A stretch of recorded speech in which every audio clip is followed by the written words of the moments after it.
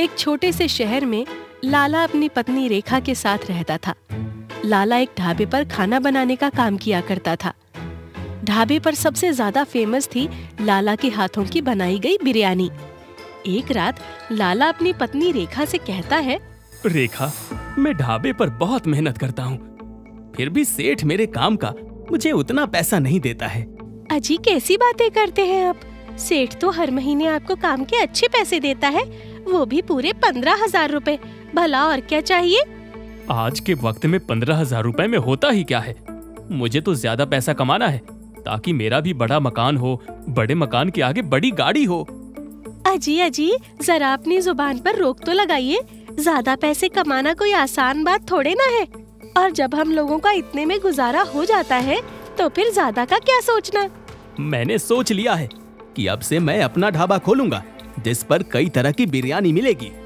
लाला अगले ही दिन सेठ के पास जाता है और उससे कहता है, सेठ, अब से मैं आपके पास काम नहीं करूंगा। अरे लाला, ये क्या बोल रहा है? तुझे तो पता ही है कि मेरे ढाबे पर सबसे ज्यादा लोग तेरे हाथ की बनी बिरयानी ही खाने आते हैं, और वैसे भी मैं तुझे इतने पैसे देता हूँ कि कोई और ढाबा वाला तुझे महीने के 15,000 रुपए तो क्या 10,000 भी नहीं देगा। 15,000 रुपए से मेरा क्या होगा? मुझे भी ज्यादा पैसा कमाना है, इसलिए अब से मैं अपना ढाबा खोलूंगा और सेठ की जिंदगी जीऊंगा। ऐसे बोलकर लाला मीना लाल के ढाबे के ही ठीक सामने अपना बिरयानी ढाबा खोल लेता है। जैसे ही लाला का बिरयानी ढाबा खुलता है, उसके ढाबे पर लोगों की भीड़ जमा हो जाती है। यहाँ तक कि सेठ मीना लाल के ढाबे पर बिरयानी खाने वाले लोग भी लाला के ढाबे पर बिरयानी खाने आ जाते हैं। कुछ ही दिनों में लाला का बिरयानी ढाबा बहुत बढ़िया चलने लगता है। एक रोज लाला के ढाबे पर बिरयानी खा रहे प्रभात जी लाला से कहते हैं, भाई लाला, क्या खूब बिरयानी बनाते हो कि पेट तो भर जाता है पर मन नहीं भरता। तभी बिरयानी खा रहे गुप्ता जी बोलते हैं, सच में लाला के हाथों में तो जादू है। वेज बिरयानी भी इतनी फर्स्ट क्लास बनाई है कि इसकी जितनी तारीफ करें उतनी कम है। तभी सुशांत कहता है, भाई लाला, आपने तो मुंबई शहर में मिलने वाली बिरयानी को भी फेल कर दिया है। मैं कल ही मुंबई से आया हूँ और वहाँ तो 500 रुपए में मिलने वाली बिरयानी से पेट ही नहीं भरता है। एक प्लेट में इतनी जरा सी बिरयानी देते हैं वे लोग कि क्या कहें। और यहाँ देखो, सिर्फ 100 रुपए में इतनी सारी बिरयानी खाने को मिल जाती है कि पेट पूरा खचाखच भर जाए। उसी रात लाला अपना ढाबा बंद करके अपने घर जाता है और अपनी पत्नी रेखा से कहता है, मुंबई शहर में जरा सी बिरयानी के 500 रुपए, और मैं जो एक प्लेट बिरयानी देता हूँ वो बस मात्र 100 रुपए में, जबकि मेरी बनाई बिरयानी मुंबई की बिरयानी से कहीं ज्यादा बढ़िया होती है। ये सब क्या बके जा रहे हो जी? वैसे भी मनीलाल के सामने ढाबा खोलने से आपको बहुत मुनाफा हो रहा है, और बेचारे मनीलाल का तो नुकसान। वैसे भी ज्यादा लालच करना ठीक नहीं है जी। उस मनीलाल के साथ तो ऐसा ही होना चाहिए। बातें ऐसी करता था जैसे 15,000 रुपए देकर उसने मुझे खरीद ही लिया हो। मनीलाल से ज्यादा पैसा कोई और ढाबे वाला आपको देता भी नहीं। खैर, जो भी हो, अब हमारा ढाबा अच्छा चल रहा है, इसलिए लालच करने की ना सोचे। 100 रुपए प्लेट में भी हमारा अच्छा मुनाफा ही हो रहा है। लाला रेखा की बात को नजरअंदाज करते हुए अगले ही दिन अपने ढाबे की बिरयानी के दाम बढ़ा देता है। 500 रुपए प्लेट ना सही, मगर मैं अपनी बनाई बिरयानी के रेट 100 रुपए से 300 रुपए तो कर ही सकता हूँ। वैसे भी इस पूरे शहर में मेरी बनाई बिरयानी के खूब चर्चे हैं। जैसे लोग लाला के ढाबे पर बिरयानी खाने आते और वो देखते कि बिरयानी का दाम 100 रुपए से सीधे 300 रुपए हो गया है, तो उनमें से कई लोग बिरयानी के रेट देखकर मनीलाल के ढाबे पर चले जाते हैं। ये क्या, मेरे ढाबे पर आए हुए लोग उस सेठ मनीलाल के ढाबे पर कैसे जा सकते हैं? मुझे और कोई तरकीब लगानी होगी जिससे मैं 100 रुपए में ही कम लागत वाली बिरयानी लोगों को खिलाऊं और जिससे मेरे पैसे भी बचें। लाला अगले ही दिन मटन की दुकान से बासी मटन खरीदता है और अपने ढाबे पर जाकर खुद से कहता है, ताजा मटन तो बहुत महंगा था, इसलिए मैं थोड़े ताजे मटन में ये बासी मटन मिला देता हूँ।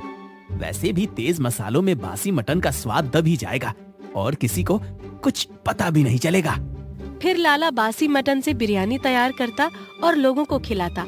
ऐसा करके लाला को बहुत ही मुनाफा होने लगा। लाला हंसते हुए खुद से बोलता है,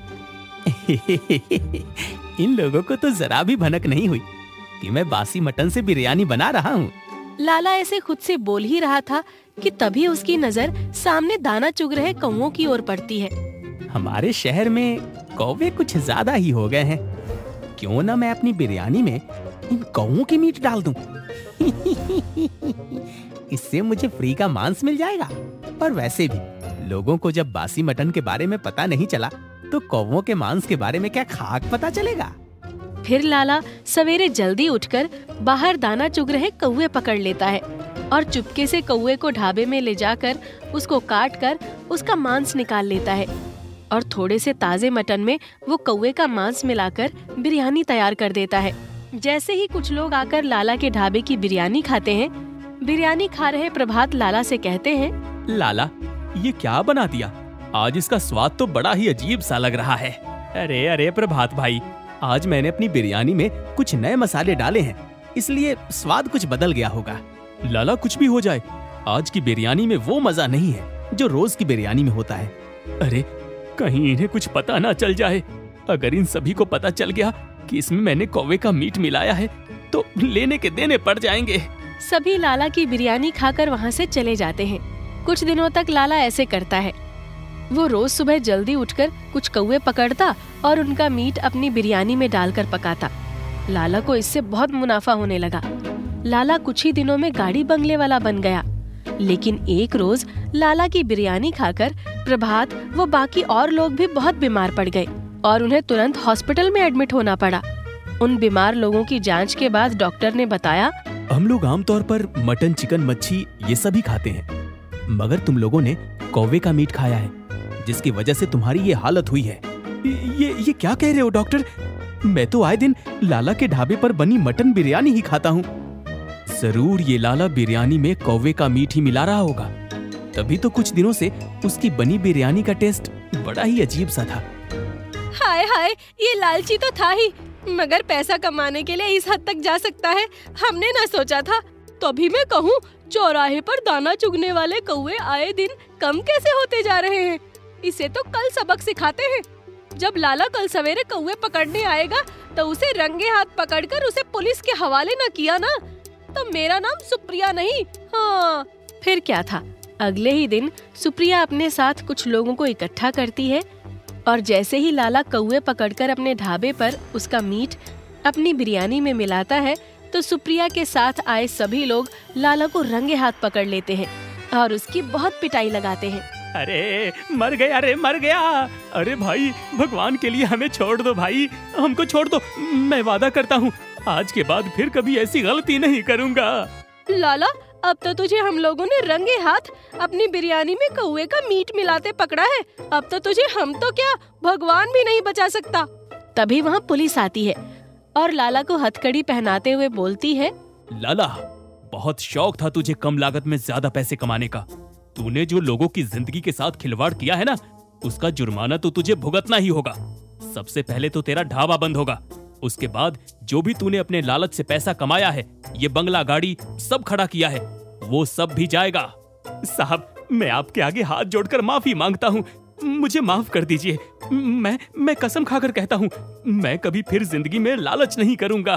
पास ही में खड़े गुप्ता जी कहते हैं, इस लालची बिरयानी वाले को जितनी सजा दी जाए उतनी कम है। पुलिस लालची बिरयानी वाले को जेल में बंद कर देती है और उसके ढाबे पर हमेशा के लिए ताला लगा देती है। उसका लालच से इकट्ठा किया सारा धन भी उसकी बिरयानी खाकर बीमार हुए लोगों में बांट देती है। लाला का ढाबा बंद हो जाने से मनीलाल का ढाबा फिर से चल पड़ता है। लाला को जेल की हवा खाकर समझ आ जाता है कि लालच करना सच में बुरी बला है, इससे किसी का भला नहीं होता और वो कसम खाता है कि आज के बाद लालच कभी नहीं करेगा।